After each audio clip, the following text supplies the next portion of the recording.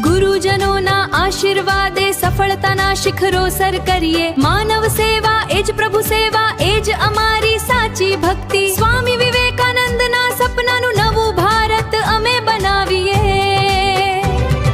જય હો સ્વામી વિવેકાનંદ સ્કૂલ, જય હો સંસ્કારોની અમૂલ્ય સ્કૂલ.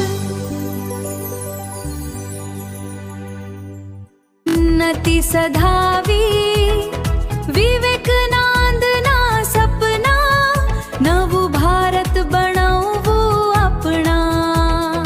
જય હો, જય હો.